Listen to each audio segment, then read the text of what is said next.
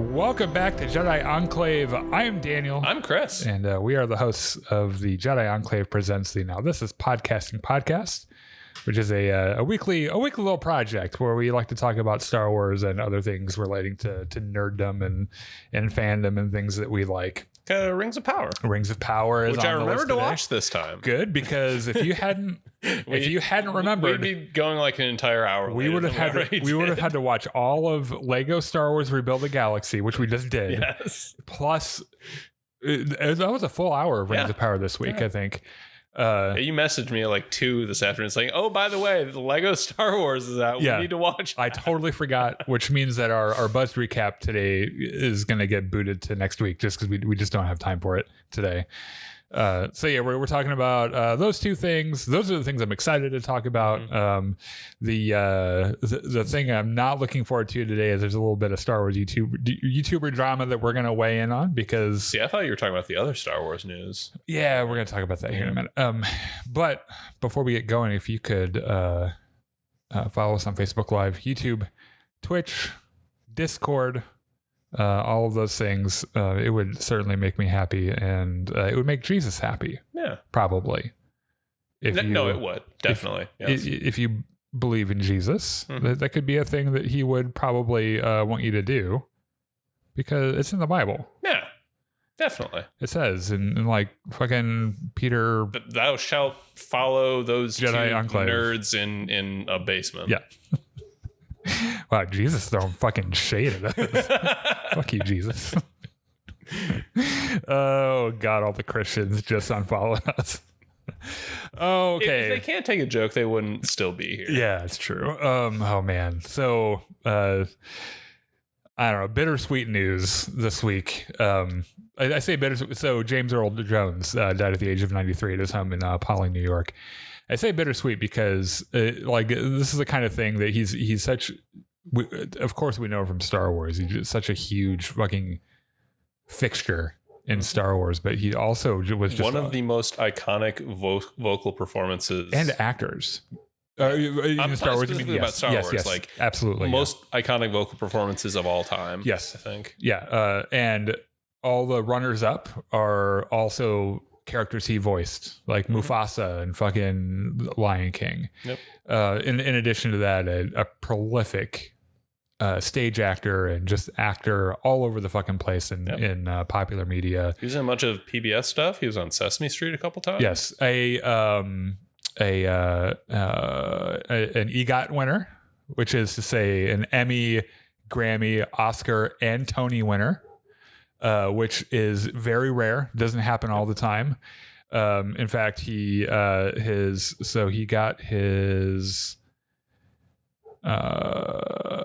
first Tony Award was in 1969. And then he got an Emmy in 91. And then he got an Oscar in 2011. And so he's very decorated. There been a lot of people obviously coming out of the woodwork to pay respects. Everyone from fucking Denzel Washington and other actors to the presidential candidate Kamala Harris and Bill Clinton and like all these, like just the whole world was like, man, it's got to be James Earl Jones. On the other hand, he lived a long, storied, prolific life. 93 is older than most people get to, and through his work, he touched more lives than almost anyone else. Yeah. He was absolutely exceptional. He made his Broadway debut in 1957. That is an entirely different world. Yes. Like, just thinking about a black man on Broadway in the 50s, even in the late 50s, especially in the late 50s, actually, because that's right around when the civil rights thing started, kind of started cooking, and there were the really terrible things happening to people of color in America. Like that really just speaks to how gifted an actor he was. Yes. That he was able to break through even then. Yeah. I mentioned that he got his first Tony Award for Best Actor in 1969 for The Great White Hope, where he played the role of boxer Jack Jefferson. Of course, played the voice of Darth Vader in 1977. the voice of Mufasa in Disney's first animated rendition of The Lion King in 1944. I hate that you have to specify it's the first animated. Well, it's funny because they're like, oh, we're going to do a live action Lion King reboot. It's like, bitch, that's all computer animated. It's not live action. There's nothing in it that's real. Like it's all fake. Won Emmy Awards in 1991, 2 Primetime Emmy Awards for Gabriel's Fire and Heat Wave. Tony, he had the best actor for his Tony Award for Best Actor was in 1987, year I was born. And he won his second Tony for Fences by August Wilson as Oscar in 2011. It was an honorary Academy Award for his lifetime of work, and then had a Tony Lifetime Achievement Award in 2017. Just all around a class act guy, made it through 93 years of life as a public figure and actor without a single fucking scandal or weird gross thing. And just all around a great guy. Fucking, we'll miss you, man. Fucking Godspeed. He was everywhere, in part because you have to take every job as an actor, basically. Just like today, I was listening on the radio to a recording of him doing Lincoln Portrait. Oh, sure. Yeah. I've heard his version of Lincoln Portrait. So if you, for those of you who don't know, Aaron Copland, the great American composer. Yeah, the inventor of the American sound. Yeah. Like when you watch a fucking cowboy movie, and you hear that old American sound, like the silent strings, like the trumpet just mournfully playing long notes, or even the action, the giddy up horsey shit. That's Rodeo, by the way. Yeah, that all came from Aaron Copland. He invented the American sound for film scores and orchestral music. Wrote a piece for orchestra and narrator using only the words from Abraham Lincoln's speeches in history. And having conducted the work myself, I know there's a note in the beginning of the score that says the lines are not meant to be dramatized. They are meant to be just read off of the paper with no drama. Mm-hmm. And it's like, motherfucker, James Earl Jones doesn't read anything without putting drama on it. Like it's just the quality of his voice. Right. And so that his version of that is one of my favorites between him and William Warfield. With Leonard Bernstein in the New York Phil. But go and search YouTube for James Earl Jones Lincoln Portrait. Not only is it fantastic, amazing music. Who conducted that one for? I forget it. I'm going to look it up real quick because I feel like this is such a music nerd tangent. Yeah. And I crave your indulgence to the audience. I don't actually, because I'm just really... I don't know who that conductor is. Oh, okay. Yeah, Gerard Schwartz, the Seattle Symphony. I gotta admit, I don't listen to a ton of the Seattle Symphony Orchestra because not one of the best known, like the most famous orchestra, right? Yeah.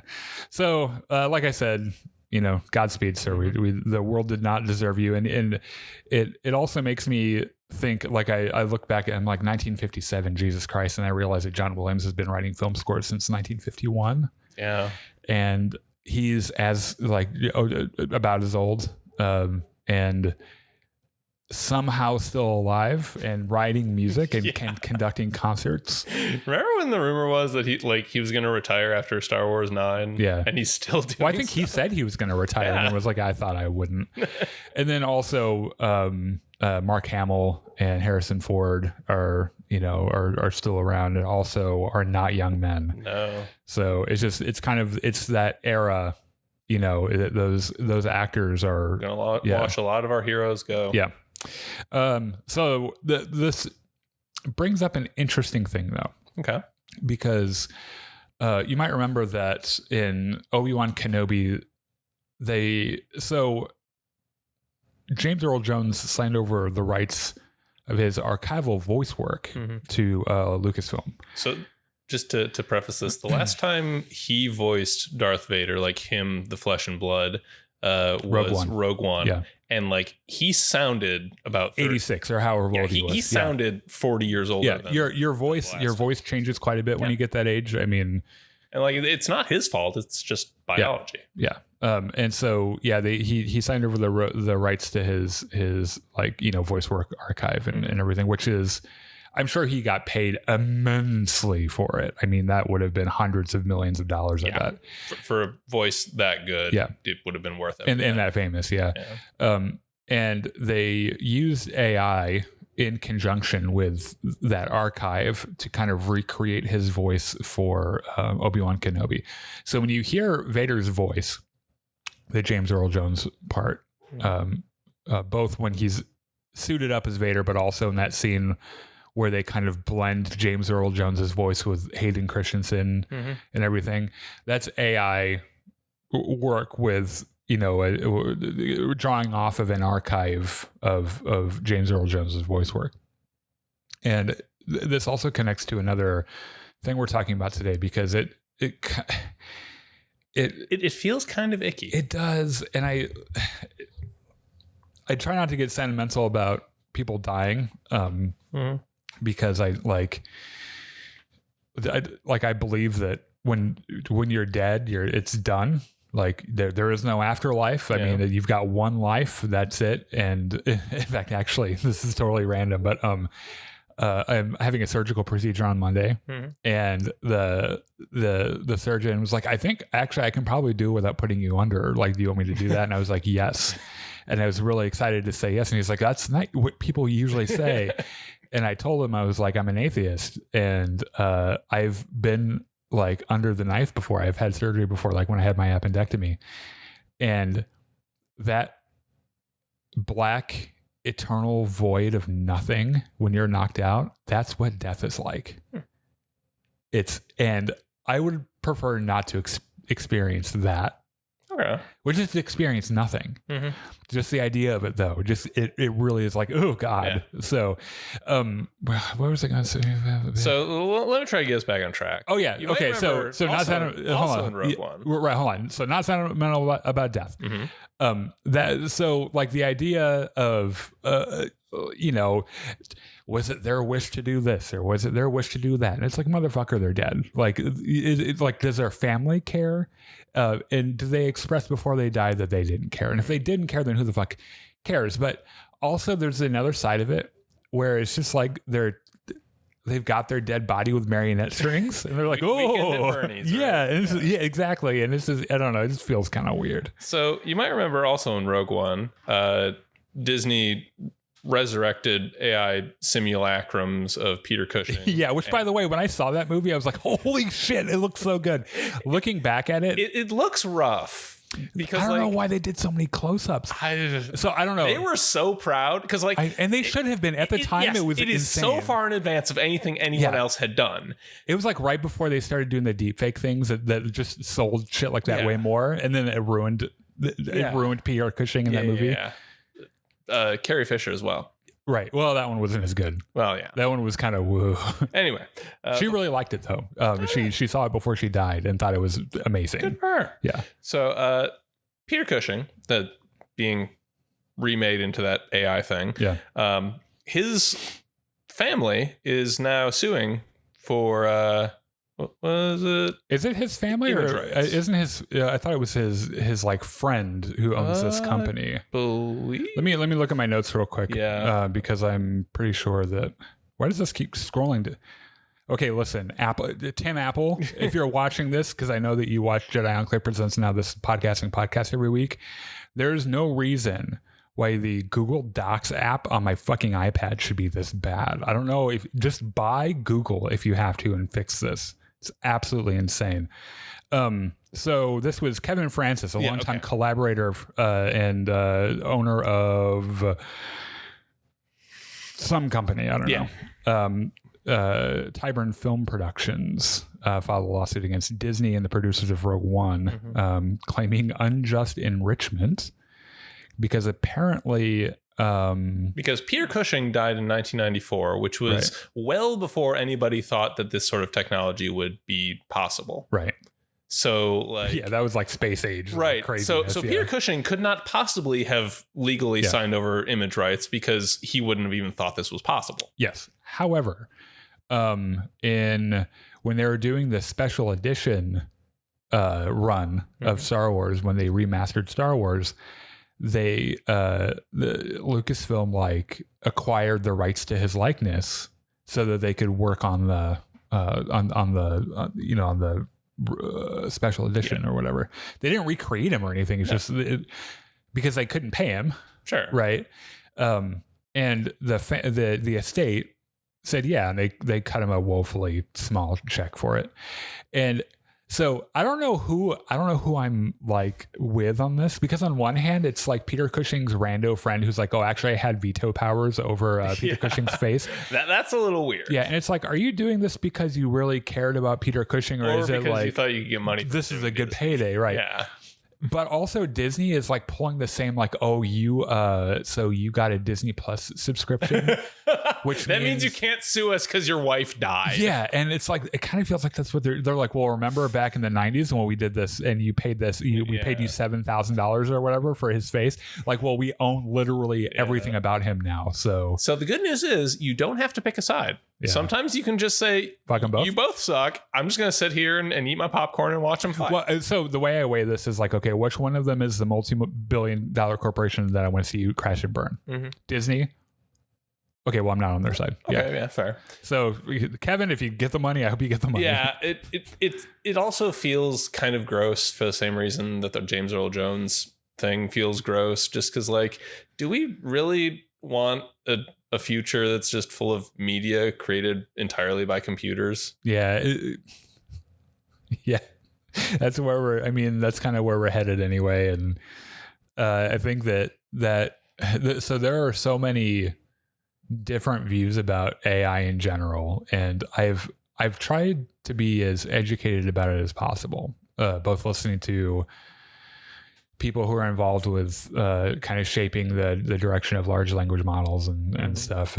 But also it's like I'm an artist, so you're a musician and computers have been composing music for years now. Yeah. Some of it is not very good. Yeah. I think the thing at the end of the day, the consolation is I don't think the human race is going to survive another couple hundred years. That's not really consoling. I know, but it's like, whatever. I guess. I mean, it won't matter. If you want to get nihilistic about it, none of this even matters. As I get older and older, I find myself teetering this knife's edge between nihilism and somehow secular humanism, and I don't know how I do it. I contain multitudes, I suppose. Well, as long as we're in a cheerier mood, Ewan McGregor got a star on the Hollywood Walk of Fame. I would be more excited about shit like this if I didn't know how the sausage was made behind this. Like it's all just designed to enrich the Hollywood people who don't need to make any more money. Right. Like you pay for it. They're like, here's $14,000. Can I have a star? And they're like, I guess. But at the same time, your name's on the fucking sidewalk. Right. But at the same time, they're immortalized, and it's kind of nice. And it's a good way to like, because it's not like Ewan McGregor doesn't deserve. No, he's a hell of an actor. Yeah. The same way we talk about Adam Driver, like elevating the sequel trilogy to what it is from what it might have been. Yeah. Like Ewan McGregor carried episodes 2 and 3 on his back. Yeah, he really did. And you know what? I love Hayden Christensen, but he was part of the reason he needed carried. Yeah. So yeah, they had a nice ceremony. Actually, speaking of Hayden Christensen, he spoke. Hayden Christensen showed up, said, Ewan McGregor's a hell of a guy, great actor, great friend. They made some jokes about their rivalry in Star Wars and everything, and I'm happy for him. I think he's one of those once in a generation actors that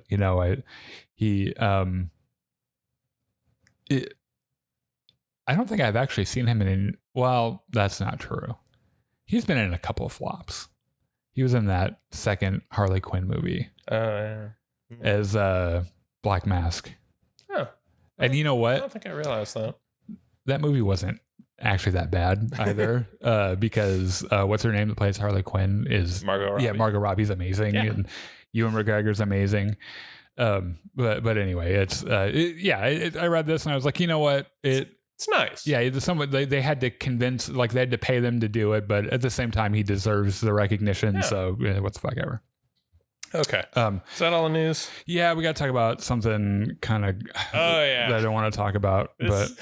So you haven't told me anything about this, and I haven't gone out and looked at it. So I'm just sitting here waiting to be as entertained and educated as anyone else. I find myself a little envious that you just don't know about this because I would prefer to be in the same boat. So I'm going to preface this. You're just too plugged in. Yeah, right.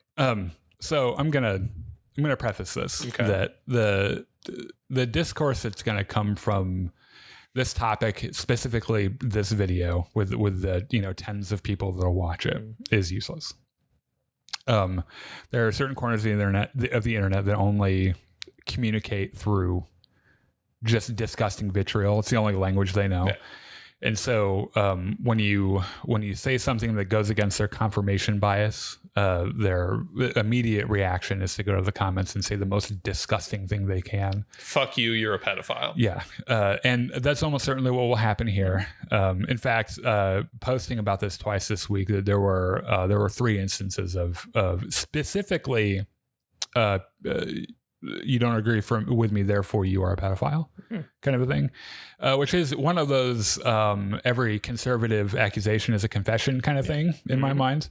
But also get some new material. Yeah, right. It's like I understand what you're working with isn't that advanced, but I don't know, ask ChatGPT to write you a joke. Yeah, like stop going back to the greatest hits. Like pull out a B-side every now and then. Right. Yeah, you don't go to a Billy Joel concert and just listen to Piano Man the whole fucking time. Yeah, no. Right. Like, he plays other stuff. And you are the crowd that would benefit from AI. Yeah. Right. I mean, they're the guys that AI could really help. They're the people, like, there's AI, there's like the part of humanity that you want to interact with, and then down here is them. Right. So, and the other part too is that I happen to be cursed with the knowledge that half of all internet traffic isn't real. It's bots. Yeah. Yeah. I'm not over exaggerating. 50% of all internet traffic aren't real people. I know. So, when I see a comment, I try to remember, that's probably a Russian bot farm or something. Mm-hmm. So I'm going to kind of explain what happened a little bit and weigh in because I'll also preface this by saying I have a clear bias against one of the actors in this situation, and we've railed on him before. And there will be comments about, you're fucking jealous of Star Wars theories, blah, blah, blah. You guys talk about them all the time, which is funny because we do a live show every week and we rarely ever talk about Star Wars theory. In fact, only when he does gross, dumb and heinous shit. Yeah. So there's a Star Wars YouTube channel called Star Wars Explained, run by a guy named Alex and his wife Molly. Okay. It is one of the gems of the internet, particularly where Star Wars discourse is concerned. And I'm not sure if Alex would even be offended if I said this, but it's like if Wikipedia like had a face, and a YouTube channel. That's what Star Wars Explained is.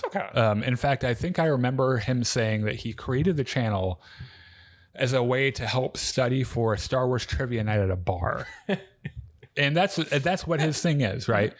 And since its inception, he does the videos on lore, both canon and legends. Doesn't make his following and his money by the whole rage hate bait bullshit. Good for him. Yeah. He's honest when he isn't crazy about something, but he's not just an asshole about it. And it's one of those channels I've been following for a long time, and I've been a fan of a long time, and I've really appreciated the contribution that he made to the community, but also to just the quality of the discourse, right? Mm-hmm. And so there's that, right? So his wife Molly shared an open letter to YouTube, and let me tell you, so it was an open letter. It has cutesy little Star Wars graphic stickers on it, but also is cited with a whole footnotes section with citations. And is well researched and extraordinarily well said. Right. And this is basically it. It kind of discussed the ongoing harassment this like faced by marginalized actors, particularly in Star Wars, specifically on YouTube. And it mentions by name Amanda Stenberg, who is, as we know, faced significant online abuse from her role in the Acolyte. Yeah. And she tied the harassment with fucking receipts to prominent figures. Do you remember that asshole Milo Yiannopoulos? Oh yeah. Who kind of like had a similar campaign against the comedian Leslie Jones, who's a surprise, a black woman, right? And she made some Molly made some accusations against some specific YouTube channels, being Geeks and Gamers, which we know is an alt-right hate group that makes literally all of their following from making heinous racial, homophobic, misogynistic slurs against people and just being the worst human trash possible. RK Outpost and Nerdrotic, all of which are the same, accuse them of contributing to and profiting from a culture of targeted harassment against actors of color and women specifically. Okay. And she pointed out that the channels produce content that fuels hate and uses really harmful stereotypes. For example, calling Stenberg, quote, an angry black woman and, quote, a black bitch. And makes a call to action in the letter asking YouTube to enforce its community guidelines. Okay. Nothing more than that. Just, you have these guidelines. Please hold these channels to account. Okay. I'm on board so far. And urge YouTube to demonetize the channels to prevent them from profiting off of being fucking hate mongers. Yeah. And like, is she wrong? No, she's not, right? And another couple of things I appreciated was that she mentioned Kelly Marie Tran and Moses Ingram, both of which were targets of disgusting vitriol by the worst people on YouTube. Just for being visible in Star Wars. Right. And so that was pretty much it. She was like, hey, hey, YouTube, can you fucking enforce your hate speech rules? Yeah. Here's a bunch of people who are spouting hate speech. Can you do something about this? Yeah. Now, here comes Star Wars fucking Theory. Oh, God. Who immediately is like, well, I'm offended by that. Oh, okay. Famous. Time out. If you're offended when someone points out hate speech, maybe you shouldn't be fucking spouting hate speech. Yeah. Like, if someone says, hey, that guy's a bigot, and you say, oh, I'm offended, that says more about you than anything else. Yes, indeed. And so one of the most famous snowflakes on the internet, Star Wars Theory, made a reaction video and opened it by saying that Alex was sackless and accused him of hiding behind his wife. And all the classic far right talking points. And accuse them of, targeted harassment toward him because everything is about him. And did the open letter even mention him? I think it does. Okay. Yeah. I think it does. Among like half a dozen other channels, though, yes, right? Right. Yeah. So they're all freaking out about it. I mean, right. Targeted. Right. And the real shitty thing is that he publicly shared some private communications that he had with Alex. Okay. That like from when they kind of met and how that presumably before Alex found out what a piece of shit. Right. Well, this is the thing about Star Wars Theory is that like his channel used to be like lore discussions and what if scenarios. Yeah. Like, oh, what if this happened? And then he found out that he could make more money by baiting the far right. Right. And that's kind of where, Star Wars Explained was like, no, we don't want that. Nope. Yeah, we're not doing that. That's shitty. And revealed messages where Alex confided in him about his struggle with anxiety, and of course, Star Wars Theory used that as a leverage point against him now, and all of his followers think that he like came to the table with receipts, and it's just him sharing private communications that things that were told to him in confidence, right?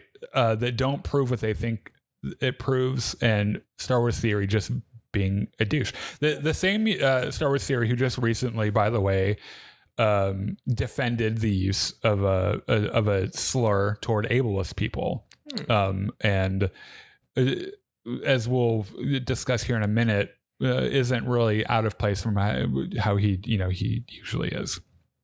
And so the whole thing was a trash fire, right? And he accused them of hypocrisy and jealousy, that they don't believe in the noble virtue on which they stand, and I noticed that he could not resist complaining about the fact that Alex and his wife are often invited by Lucasfilm to events and he is not. Maybe it's because they aren't fucking bigots. Yeah, and this is the thing. Like, he is so, because he's spoken about this before. Like he's real butthurt about it. It has wounded him to such an insane, deep personal level that it's like, okay, I don't mean to bring politics into it, but we have to, because there's a political, that side of the internet all more or less believe in the same political ideology. Yeah. And we're stupid to pretend like that's not true. And if you're like, well, I'm a Star Wars here and I don't believe, it's like, yeah, you do. Put it in the comments. Yeah. We'll delete it, but you can put it there. My First Amendment rights. So I'm going to talk about that too. So like, you'll notice that like at the presidential debate, Kamala Harris poked at Trump about his crowd size. Like at the end of one answer, she mentioned, by the way, Donald Trump has tiny fucking crowds for his She knew rallies. exactly what she was doing, and it derailed him the rest of. And this is that thing for Star Wars Theory. This. Mm-hmm. Oh, they get flown out and they get games early and I don't. Mm-hmm. And it's the thing that just sends him into a rage, right? It's just like, so he called for legal action for all these different YouTube channels. Like, oh, you should sue Alex and Molly for speaking out against hate speech. Which, by the way, they weren't like, it's not like Alex and Molly said, I don't like these people, take them off YouTube. They said, these are the facts. This is what they've said. Mm-hmm. This is YouTube's policy about what happens to you if you say those things. You should enforce that policy, right? And that's literally all. Mm-hmm. And a couple days later, I noticed that he put out another video. Oh God! This conspiracy theory thing about how, because he's got that shitty Vader fan film. Mm-hmm. Disney monetized his video, and he's like, oh, and of course it happened after this thing with Star Wars Explained happened. So it's the deep state Star Wars and all that other shit, This is the point of all this. The thing that we're weighing in on is that Star Wars Explained, both Alex and Molly are right, and they've always been. Yeah. And this is the problem. The problem is with the creators. The problem is with people like Star Wars Theory and Geeks and Gamers and all of these fucking bottom feeders who maybe they don't even believe the shit they're saying, but they know that saying it will make them money, and so they say it. Just call them grifters. Yeah, that's what they are. Right. That's what it is. But there's a more systemic problem, which is that YouTube prioritizes content like this. The internet in general. Interaction is what matters. Doesn't matter if you like it or hate it. If you're clicking like, if you're typing comments, if you're sending it to your friends, that's all the internet cares about. It turns out that anger drives engagement like crazy. That's why like all the idiots that are going to be in the comments of this video, it's like, thank you. Yeah. You're literally, you are pushing us up the algorithm with telling us how much you hate us. Yeah. So great. Thanks. Yeah. That's one of the reasons why when I see comments and shit, I'm just like, okay, you work for me now. It's fine. And Star Wars, the problem with Star Wars, the many problems with Star Wars Theory shouldn't be ignored either. And he is an expert at playing the victim. everything is always some big slap in the face and poor Star Wars theory with his millions of subscribers and all this other bullshit. He routinely allies himself with and defends hyper alt-right hate groups like Geeks and Gamers and other like fandom menace groups who take credit for harassing actors online and review bombing stuff with black people in it. He platformed someone recently who said females don't watch Star Wars and therefore there's no need to represent females in Star Wars.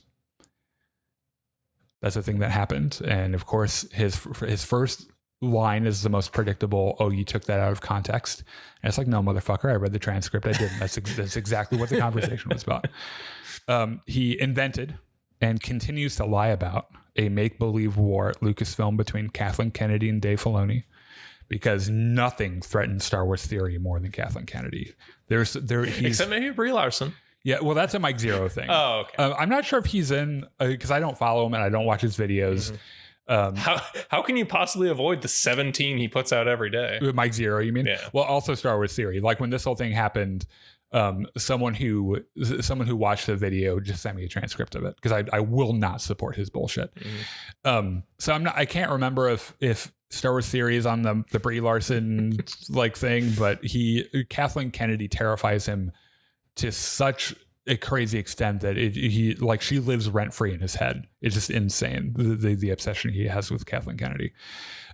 He uses the same language as other alt-right rage bait channels. You'll hear him bitch about things being woke and diversity hires and all this other bullshit, like all these buzzwords that don't mean anything or are patently false or demonstrably false. It all comes down to there's no possible way that anyone could possibly do this better than me, a straight white male. Right. So therefore, they must be getting help from somewhere. Right. He has some of the most trash tier takes on Star Wars. Many of them being made in bad faith. Many of them he makes because he knows that he can stoke outrage and get those fucking sweet clicks. Right. Because that's literally all his existence is about. That's all it's for. Famously went on a rant about the bricks and screws in Andor, had a bunch of small nitpicky problems with a bunch of things that don't matter. And the thing is, like, he claims to be a champion of George Lucas and George's original vision. And George Lucas doesn't know who you are, motherfucker. Yeah. And the other, like, and he uses his first name like he knows them, like they're friends. And it's like, first of all, I doubt that George Lucas knows you. If he does, he thinks you're a fucking joke, and you're part of the reason he sold Star Wars. People like you are part of the reason he sold Star Wars. He is very obviously hurt and jealous because Lucasfilm wants nothing to do with him. And it's because... Except for making money off his shitty Vader fan. Right, yeah. I bet they're like, oh, well... And then this is the thing. Yeah, we'll take the $2 every 6 months or whatever. And Star Wars theory, motherfucker, your biggest crime is making me side with a corporation over your dumbass. And that's really what hurts me. Is it like Disney, a multi-billion-dollar corporation that I hope to the center of my heart burns to the fucking ground? You're making me take their side on this bullshit? Fuck you.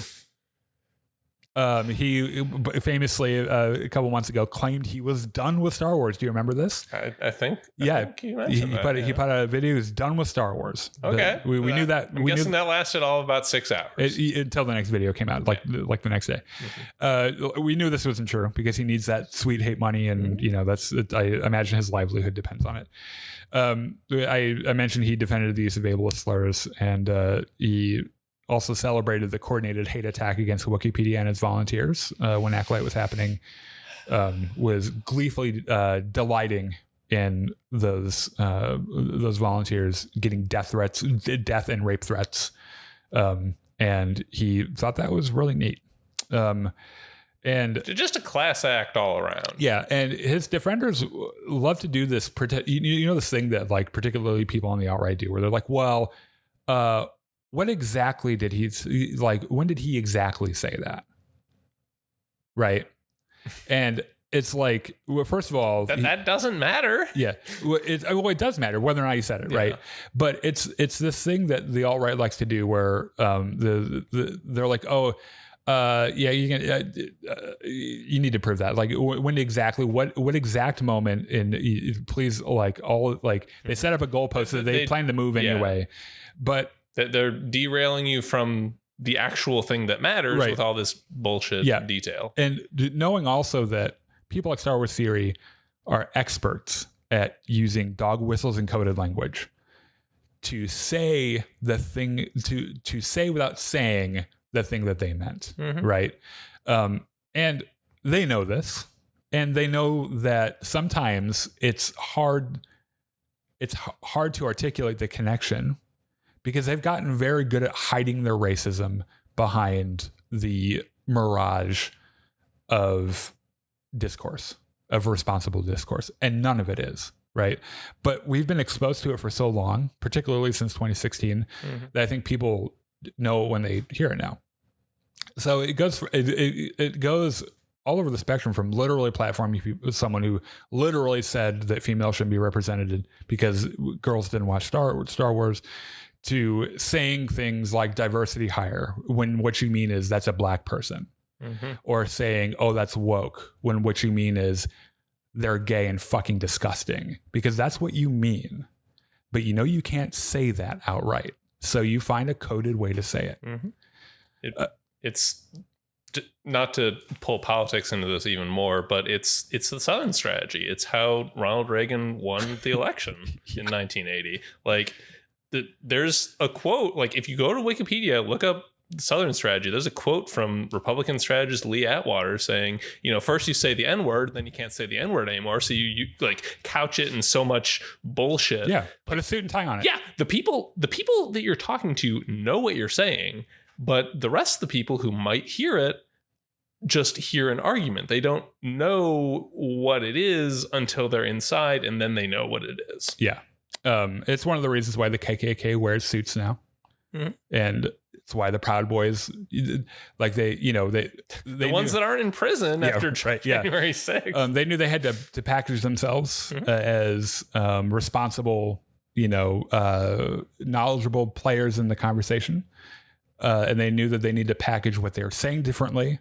And that's what Star Wars Theory does. And there's just no getting around that. There are a couple of things I've been hearing from the little internet boys. Okay.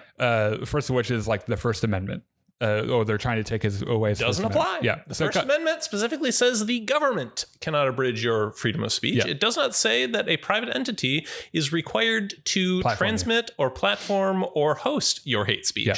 It just says the government can't put you in jail. Yeah. Another thing with certain limitations, but in large, right, like screaming fire in a crowded. Yeah. Can't do that. The other thing also is that Star Wars Theory, as far as I know, when this was recorded, is not an American citizen. Oh. He's Canadian, and the first so it wouldn't even apply. Yeah, the First Amendment, our Constitution doesn't cover Canadians, and it shouldn't. Fuck you, Canadians. Yeah, so go look up the Canadian Constitution. I'm kidding. Almost all the Canadians I've ever met are great, except for Star Wars Theory. And then I've seen lots of, you're just jealous because of his subscribers, because he's got too many. Yeah. Which, by the way, like, we don't make any money off this. Like, we haven't pinned our financial future to this. Yeah, no, we have real jobs. Yeah.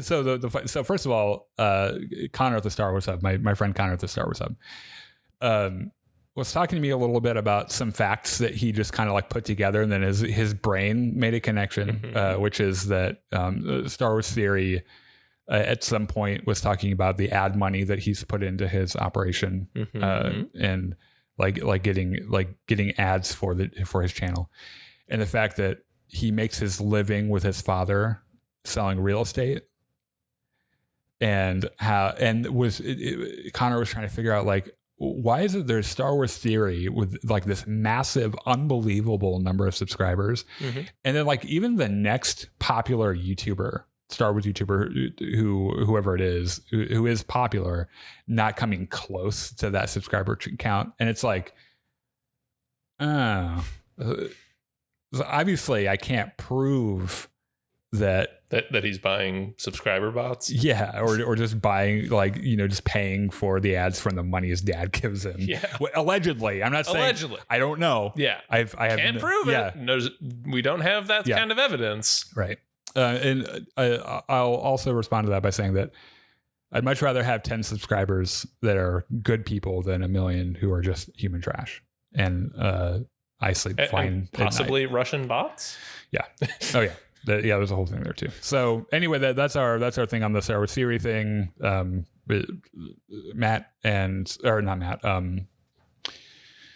Alex and Molly at Star Wars Explained are quality people. They produce quality content. They believe, as far as I can tell, in making sure that humans experience the least amount of harm.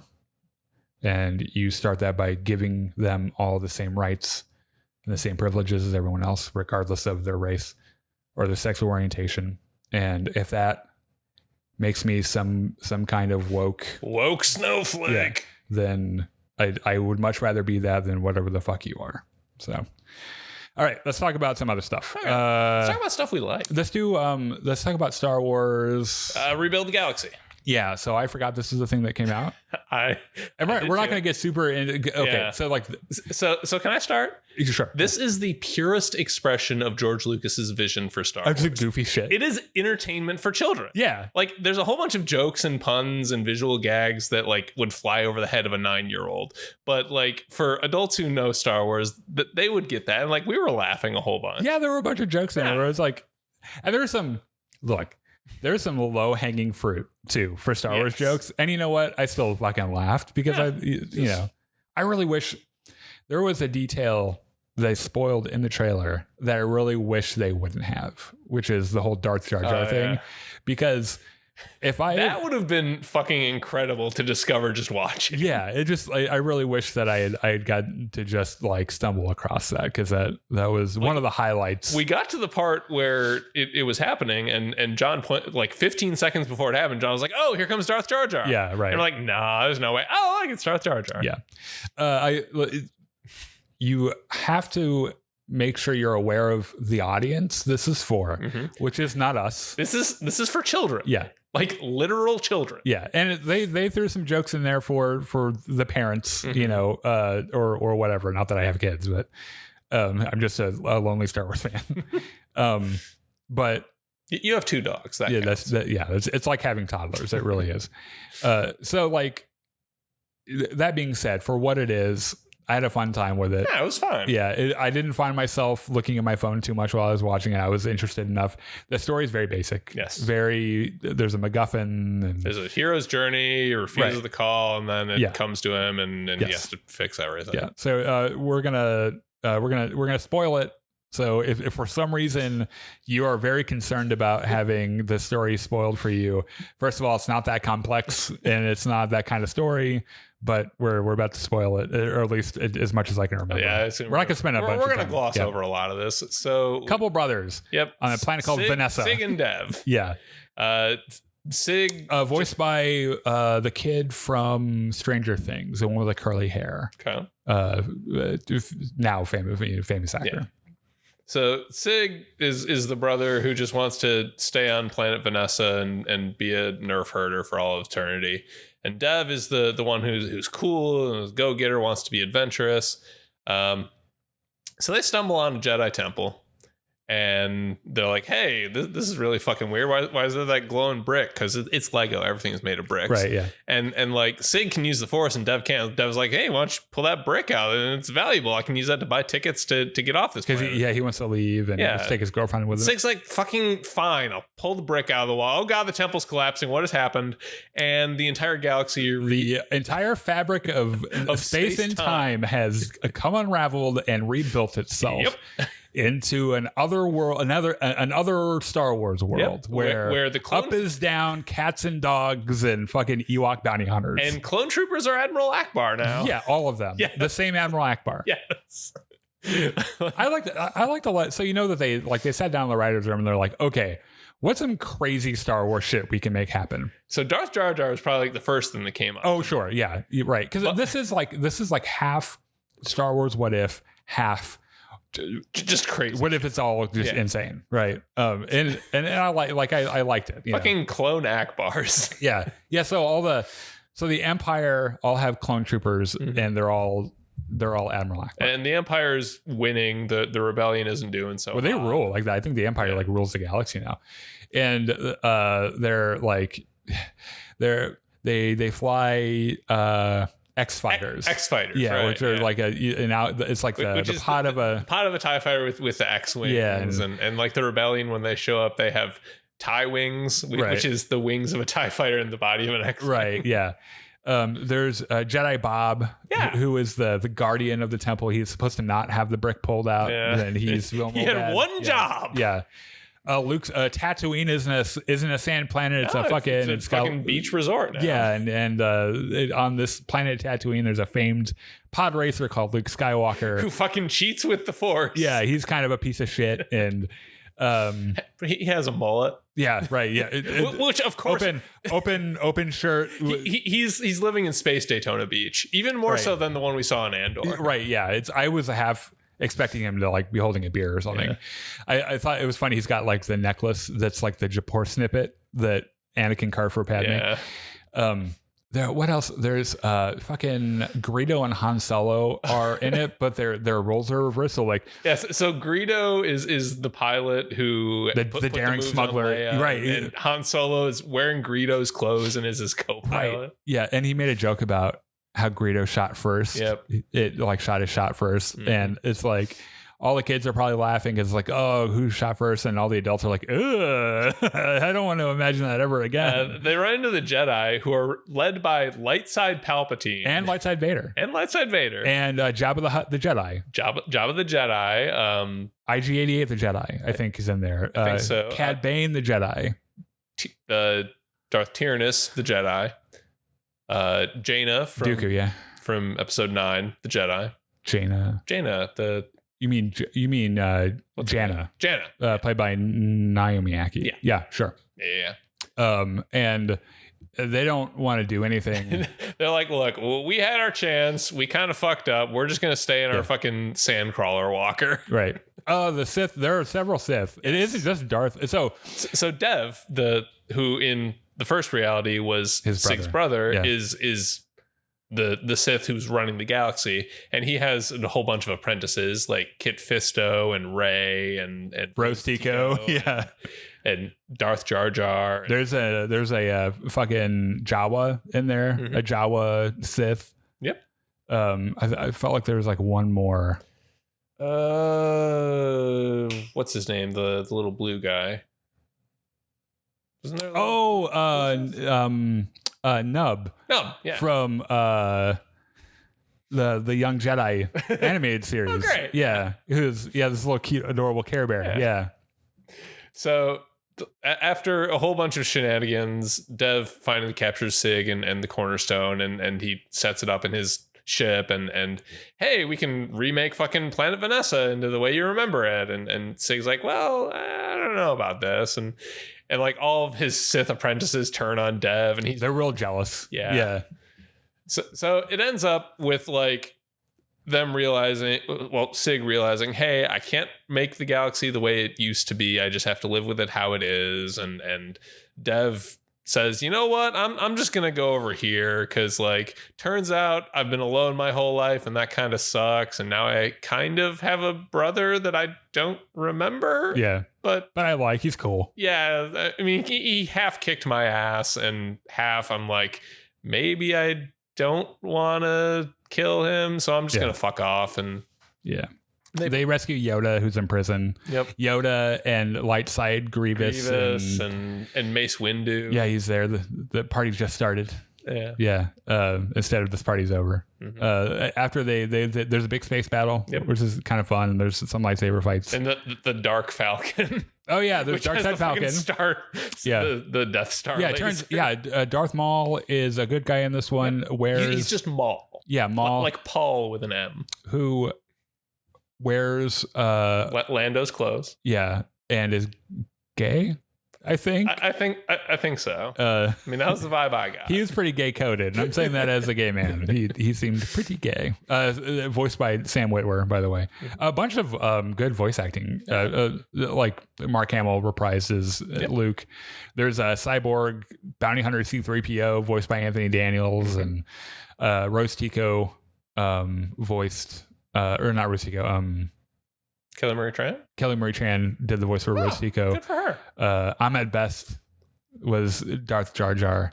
There are a bunch of, I think D. Bradley Baker is the voice for Nub anyway. Or am I saying his name right? D. Bradley Baker? Pretty sure. No. Care Bear Jedi. I didn't spell bear right. You're really batting 1,000. I went to college. I think you're getting a bunch of results that you didn't want. Yeah, Google's like, what the fuck are you talking about? I'm going to put what I think it is. Nub. We're getting closer. Nubs. Okay. In fact, if I were to go to our chat right now, there's probably one Nubs fan who's like, it's fucking Nubs.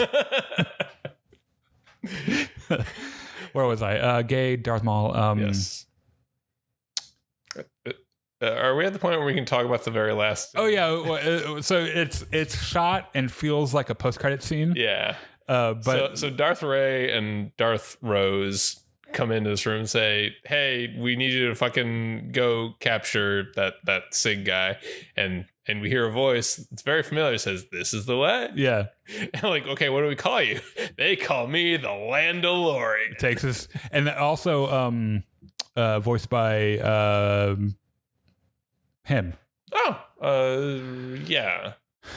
Fuck, what's his name? There's so many names I have to remember on a daily basis. I don't know how I remember all of them anyway. Billy D. Williams. Yeah. Yep.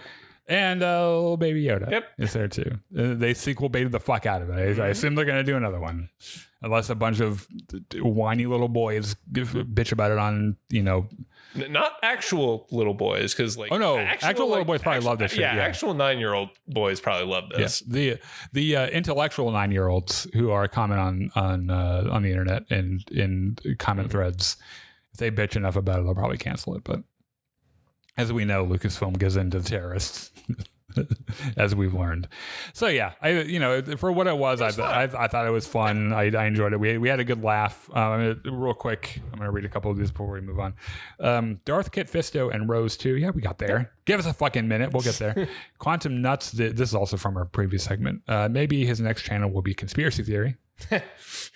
You know what Star Wars says about anger? LOL. Mm-hmm. Someone like Theory. I'm sure his Windu versus Vader film will get thousands of views and support. I'm sure it'll get more than that because those are neat little what if scenarios. The problem with, first of all, he acts like they're these amazing, groundbreaking films, and they're mid fan films. Like they're fine. They're not, even in the world of fan films, they're not amazing. He spent a bunch of his own personal money on it, a couple $100,000. His dad's money, probably. Allegedly. We don't know that. And like they're fine. Mm-hmm. However, he really markets them and acts like they're oh, this is better than Disney Star Wars. God's gift to the genre. And it's like, just fuck off.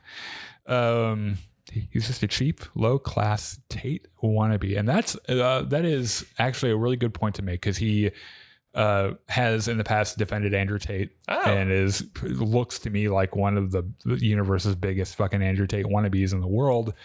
Fucking loves Jordan Peterson, thinks Jordan Peterson's real smart, which is hilarious because Jordan Peterson is probably the most intellectually uninteresting, stunted person I've ever listened to in my entire life.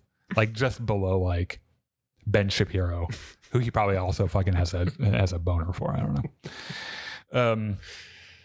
I like Windu, but people really need to let that every time he survived. I think about Ben Shapiro. I remember that time he involuntarily admitted that he'd never given his wife an orgasm. Not a single time, apparently. I thought it was really funny. Me, a gay man, someone explained to me what WAP meant, and I was like, "Oh, okay, well, yeah, it makes sense." Because and then Ben Shapiro was like, "That doesn't happen," and his wife is like in the corner, like, "I know, I can tell you." It doesn't happen. Ma'am, blink twice if you want to get out. If you blink twice if you'd like an orgasm, please. I'll take one for the gay team. I'll help Ben Shapiro's wife out. I mean, if she's married to him, she probably It wouldn't take much. Follows at least some of his views, so I don't know if you really want to. I don't know. Yeah. I think conservative women are. It's a. Anyway, Yeah. let's talk about something. Rings of Power. Yes. Yeah. Well, let's talk about Rings of Power. The one thing that no one hates, everyone loves, and there's absolutely no controversy over whatsoever. I don't even frequent the Tolkien parts of the internet, and I know that's bullshit. Yeah. It has a high Rotten Tomato score. I think in the 90s. I mean, it should. It's visually stunning. It's well acted. Music's good. Yeah. I saw that. I don't think the viewership is as good as season 1. And they're like, oh, it's going to get canceled. And it's like, I think you underestimate how stubborn Jeff Bezos is about stuff. And if it turns out that Jeff Bezos is like some super Lord of the Rings fan, it's entirely possible he's like, I don't care how much it costs. We're doing this until I die. He could fund this show out of his pocket money. And would never miss it. Yeah. Like, he wouldn't notice it was gone. Like, it is the most expensive TV show ever produced. Yeah. And it looks like it too. Yeah. Yeah. Okay. So I think this week was the 5th episode, right? I think so. Halls of Stone, I think it was called. So Durin has the ring now. Yes. And let me tell you, Chris. Old Durin, King Durin. He's really turned into a cunt about it, hasn't he? So, like, I get that they have to show that the rings corrupt over time, but they are not subtle about this at all. They turn Durin just to an absolute asshole. Like, the very first scene is like young Durin and his wife walking through the market trying to get a gift for their kid.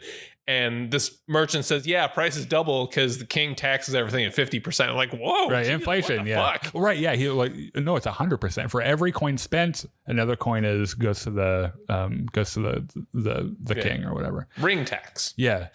Which, damn, dude. Dude, first of all, you don't need to pay for that ring. Like, you just were given it. Yeah. I wonder what made him think like, oh, I have this ring. I have these amazing powers. I can do everything. Oh, now I'm getting extra taxes. I think it's the ego. It's meant to be the ring corrupting him and pulling out the greedy part of himself. Yeah. Yeah. So they get that gift. It was like a tuning geode or something. Geode. It's pretty. She drops it and it rolls away. And she's like, oh, I better go chase it down. And somehow she's like 50 miles away in the depths of the mountain, in the bowels of Khazad Dûm. Yeah. Finds this lake and she does her mountain singer thing. Yeah. And she finds, oh, here's the rock, and something like growls at her, and she's like, so that's the Balrog, right? I think so, or something, because she like, that was her big warning. She's like, guys, I went down to the bowels of our city mountain and I sang a little song and something sang back, and I think we should leave because that's terrifying. A Balrog of Morgoth. Yeah. Durin does save Khazad Dûm because they need the sunlight for the crops. Yeah. So like the dwarves are all digging. King Durin shows up and he's like rubbing his ring along the wall. He's like, oh yeah. That's the spot. Right here. Yeah. You're gonna dig right here. And Durin the Younger is like, dude, that's like one of the supports that holds the entire mountain. That's a foundation wall. Maybe we don't want to. He's like, shut the fuck. Give me your pickaxe. And he bangs into the wall and opens up and there's sunlight there. He's like, the next time I tell you to fucking dig, you fucking dig. Yeah, they're like, okay. And like, to his credit, he does get sunlight through. Like, they dig a bunch of new shafts and shaft. I think as a point of took you a minute. Shaft. As a point of manipulation, I think King Durin III, when Durin the Younger brings forward his concerns, he brushes them off, and I think as a point of manipulation, he's like, you're gonna be the heir, you're gonna be the prince again. Yeah. Congratulations. Here's a nice little thing on your little cowl. I like how he gets home and his wife is like, what the fuck did you do? Yeah. And she immediately is like, you are never putting that fucking ring on. If you put that ring on, so help me fucking God, we will never have sex again. Yeah. And like, I rationalized this in my brain because Durin the Fourth didn't actually say it, but I rationalized it as him thinking like, okay, I have a better chance to influence him and sort of steer him. I have his ear if I'm closer to him than if I'm yelling at him from far away. Right. Yeah, that makes sense. You know a name I really like to say? What's that? Celebrimbor. That's just a fun Celebrimbor. Celebrimbor. That's Celebrimbor fucks everything up. My next dog's going to be named Celebrimbor. You're going to get so tired of saying that. I am, but you know what? I don't care. Celebrimbor and Sauron. Sauron. I think they're together. You got to roll the R a little bit. Yeah. Sauron. Well, you got to turn. There's a difference. I know this because my partner is a vocalist. Okay. God help me, and knows all about the different conventions of other languages. Which, by the way, I only know English. I somehow got out of learning another language when I was in high school. You learned a little bit of French in college. Not that much. Hey, I did Rosetta Stone for a couple of weeks, Chris. That's not fool anyone. What a saxophonist you are. Yeah. Well, I do know those French words. Okay. Like the 10 words that appear in music, in French saxophone music. I know those. Okay. I can't pronounce any of them because they're mostly vowels and none of them make sense. You just ignore half the vowels. That's how French works. You ignore X's, you ignore half the vowels. Actual French people, feel free to correct me in the comments. Yeah. We won't understand you. So he explained to me the difference between trilling or rolling an R and turning an R, which is different. Okay. So when you're rolling an R, it's like in Spanish where it's long, like it's like right. Yeah. Where when you're turning an R, it's just think of it like a grace note. Sauron. Yeah. So it's different. So anyway, wow, we went down that fucking nerd hole, didn't we? Anyway, Celebrimbor's fucking everything up. They're in that one city, Eregion, yeah. E region. Sure. Yeah. E region. So Sauron. Do you think that's how fucking Tolkien came up with the name? Just I need a name for this. E region. Yeah. There we go. It's like eBay. Yeah. It's where they're gonna invent internet. Sauron was like, hey. We did a really good job of those dwarf rings, huh? Yeah. Hey, you want to make some more? Which is funny because he's like, they're complaining about the dwarf rings. And he's like, why? And he's like, because it's making Dern fucking crazy. And he's like, oh no. Well, that couldn't have been my fault. Yeah. It was clearly our fault because you fucking lied to your king. You told a fucking lie to the king. You told the fucking king that you weren't going to make any more rings. Then you went and made some rings. So whose fault is it really, mister? Yeah. Celebrimbor's like, I don't know what to. That's actually possible, just given the way things work here. So, yeah, because elvish bullshit is like. Yeah. I read something like Tolkien elves. Things just kind of work because they think it should work. Because they're so pretty. Yeah, like they have such a mystical connection to the universe. They just do something and it works out for them, which is the reason there are no elf scientists. Yeah, okay. Because every single elf scientist who tries to replicate an experiment will get whatever result they think should happen. Oh. That's auspicious? Yeah, so like three elves could do the same thing and get 3 different results. I can't possibly understand how physics works in that universe, but that's fine. Anyway, so Sauron's like, all right, look, you don't want to make the rings. That's fine. I'll make the rings. All by myself. Yeah, I hope I don't get hurt. Yeah. I hope nothing happens to your, elvish companions. You know what I really love about this? So it's different this time around because in season 1, we weren't sure. We had suspicions about Halbrand, but we weren't sure about him. Yep. Knowing what he is now, and knowing that Annatar is just a front for Sauron, watching him manipulate and knowing it's what he's doing is actually a neat character detail. Yeah. Because there's a little bit of dread every time he's on screen. He's like, oh God, what's he going to do this right. time? Like, what has he got his claws into? Because like he kind of takes advantage of Celebrimbor. God, what a fucking name.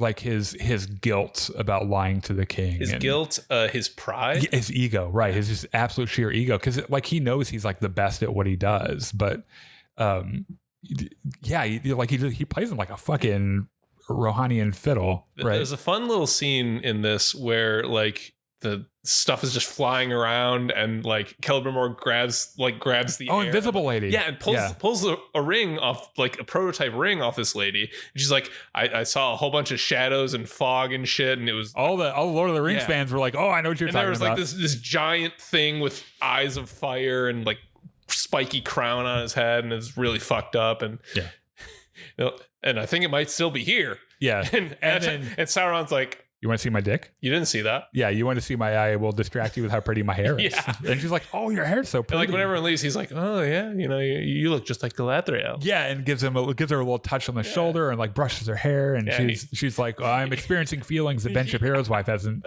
ever experienced. What a callback. Yeah, that was a good way to loop that around. Yeah. So end of the story.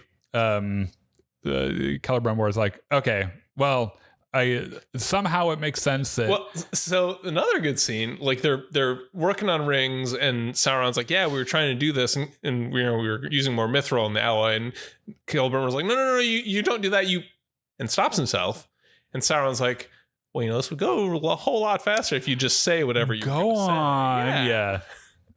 It's this is Celebrimbor's logic. Okay, we made 3 rings for the elves. Went fucking great. Yeah, those are great. Perfect. We made 7 rings for the dwarves. Jury's still out on them. Not going so great. Yeah, may or may not be going great.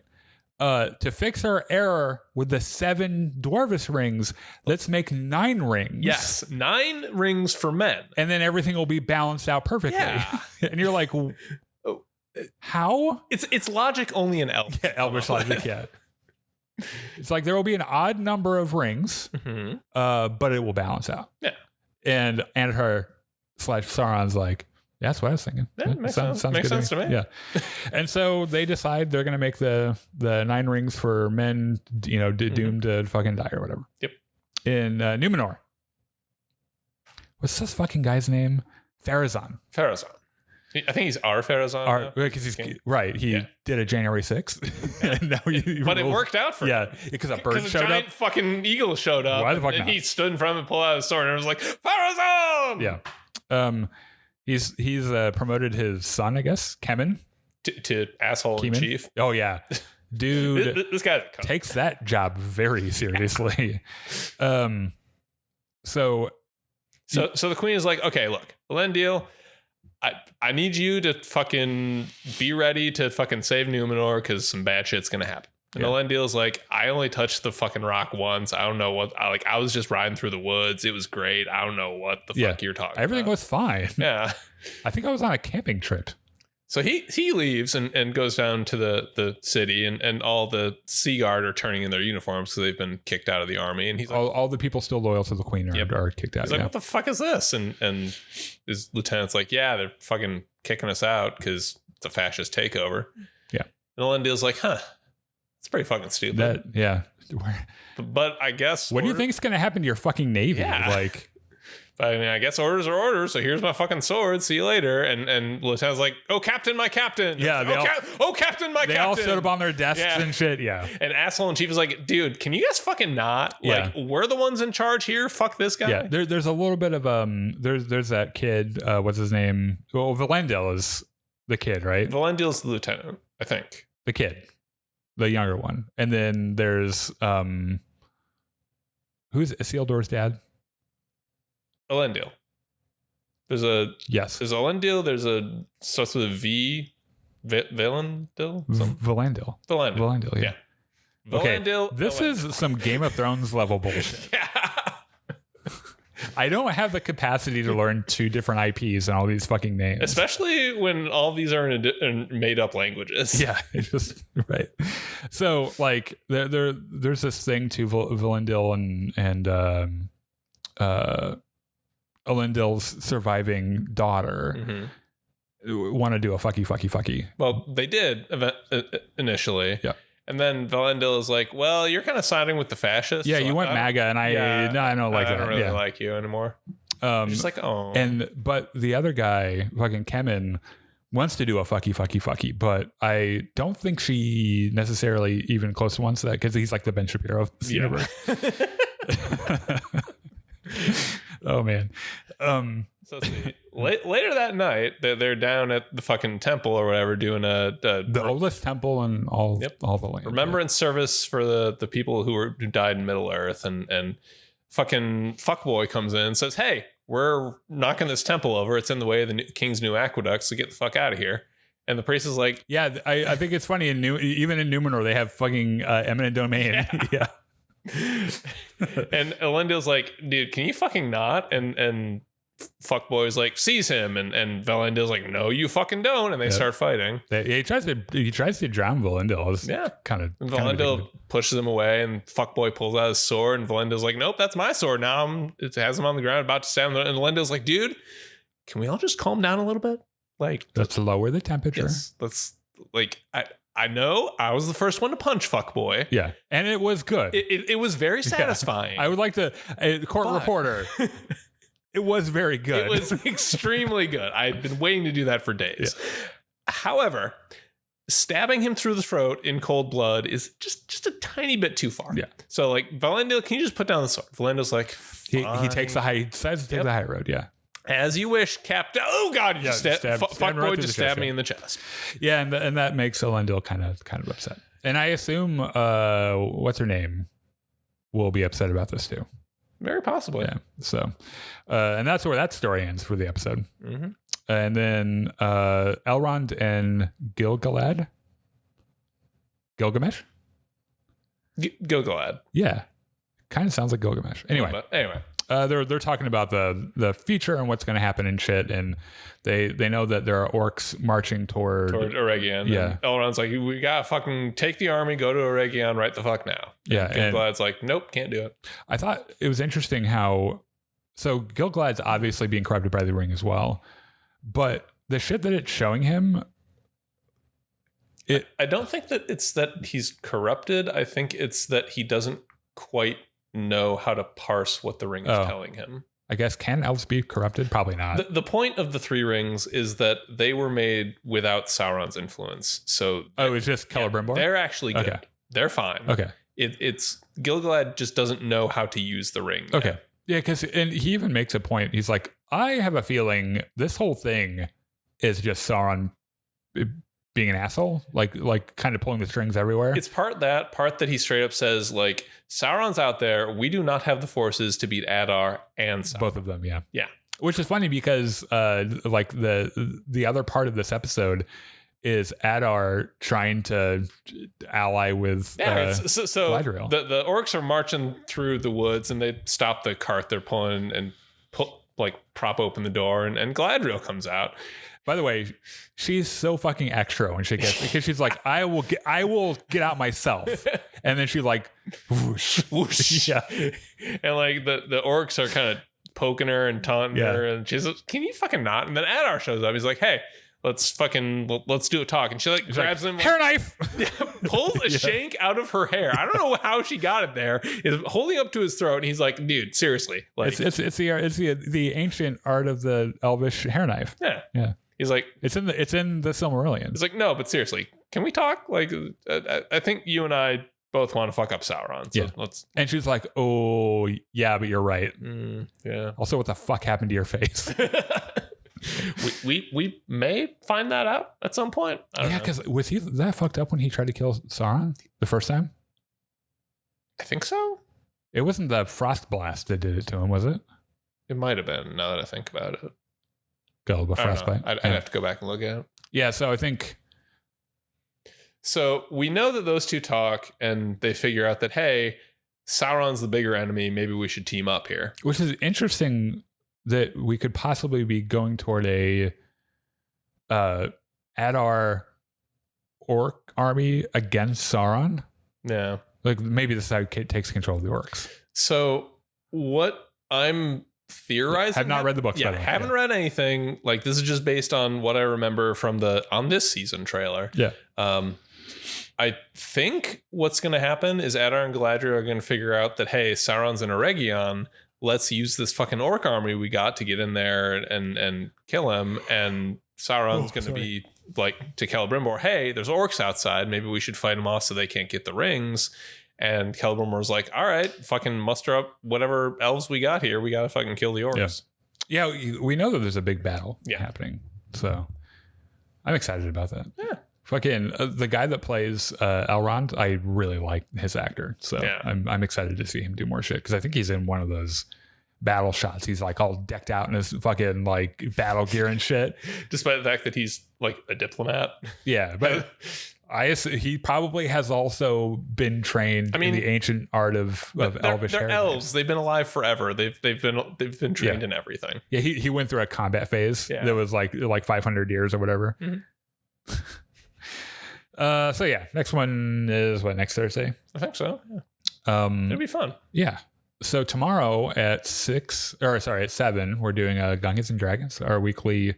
You're not, but we the guys and I are our weekly space themed tabletop RPG. Going off doing a space pirate. Yeah. Finally. One of our guys had a suitcase full of $38 million and opened it in front of opened it in a crowded place where we knew there were gangs. And of course it was stolen. Of course. And of course we tried to get it back, and that's not going to happen. So we lost $38 million. That's unlucky. Yep. So now I guess we're just like, I guess we'll go terrorize people now. we're mad about it. Gotta get that $38 million somewhere. I'm having a surgery on Monday, so at least Monday and Tuesday, possibly even Wednesday, depending on how fucked up I am. There probably won't be a lot happening. Then we'll be back next Saturday. Yes, I plan to be. Yeah. And if not, then we'll make sure everyone knows about it. So make sure if you're still here, thank you for the support in the comments. Make sure you go and follow us on Facebook Live. We appreciate you appreciating our bullshit. Yeah, it's nice. It feels nice. Go check us out on Facebook Live, YouTube, and Twitch, and then also join us on Discord and talk to us about the shit that you like, and it'll be a fun discussion. So thank you. Have a good night, and we'll see you later. Bye.